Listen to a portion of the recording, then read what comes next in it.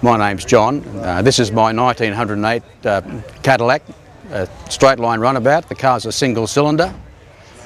It's been mine for about the last 2 years. I have done a major amount of work on the vehicle since purchasing it.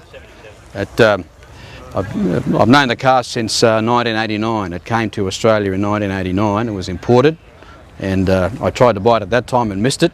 It changed hands, and I waited 17 years until I finally acquired it. What we're looking at now is the flywheel to the engine. The engine is setter mounted, and the piston faces to the rear. The engine is around about 1.5 litres, 98.2 square inches. As I say, a single cylinder.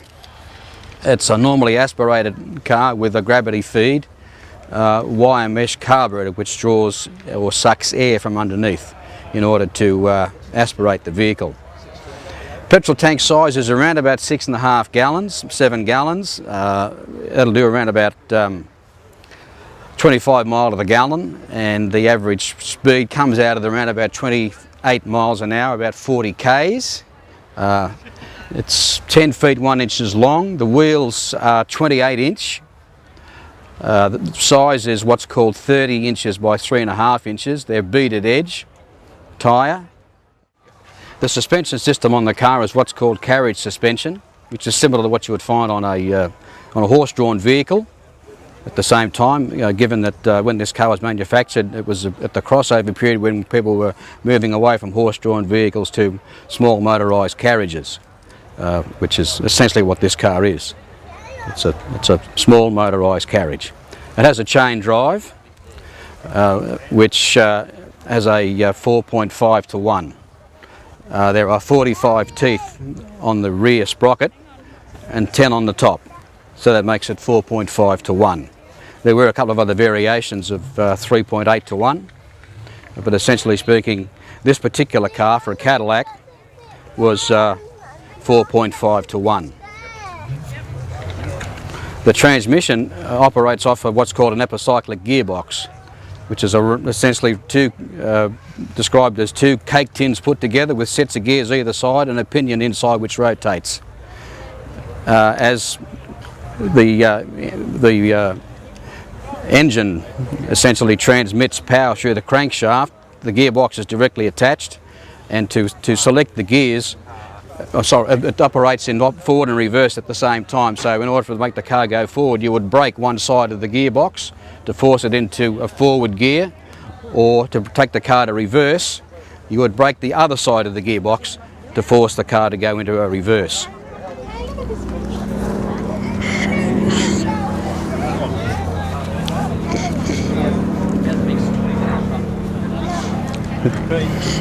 The external lever is the gear shift lever. Forward to top gear, you push the lever forward to top gear, take it backwards to reverse. The two pedals on the interior of the car, the one on the right hand side is a combined foot brake and hand brake, which operates on a ratchet and pull, and the other pedal is low gear, forward low gear. So essentially it has two forward gears, one reverse. Interestingly, when the car is operating, the engine is turning and the gearbox is turning all together. Everything rotates as a single unit.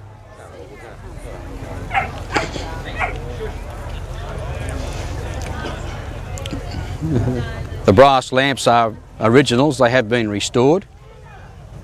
The horn is also an original which has been restored. We're in the process of restoration owing to the black rubber hose there, which you can see. There are gimbals on the front of the car which are for headlamps, which are currently in the restoration shop.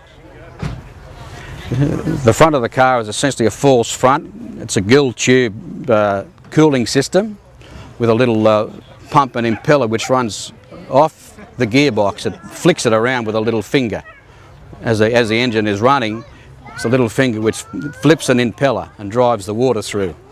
There's a header tank in the front here.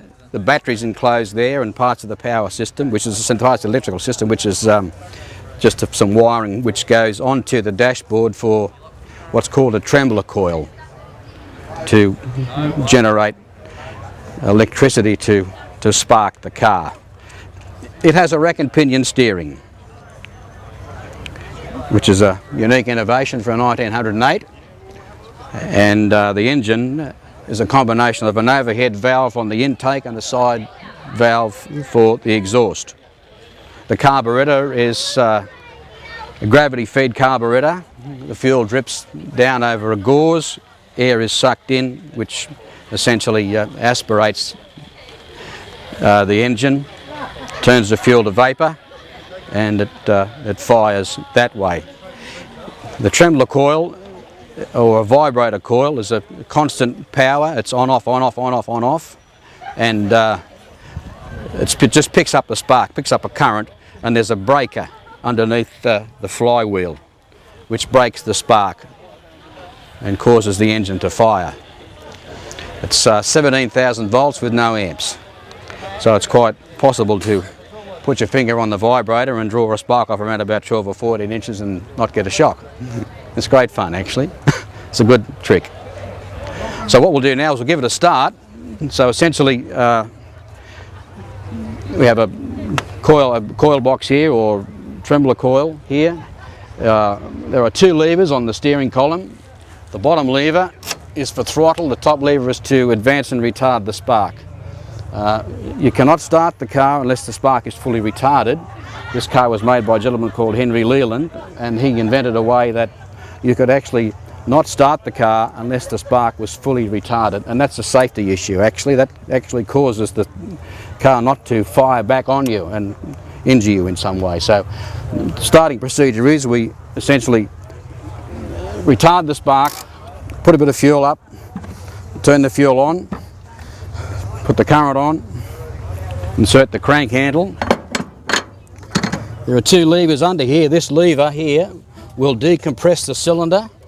Because of the weight of the cylinder, the weight of the crank, and the 23-inch flywheel, which weighs a couple of £100, in order to turn it over takes a little bit of effort. So it's a lever which will decompress in order to start it.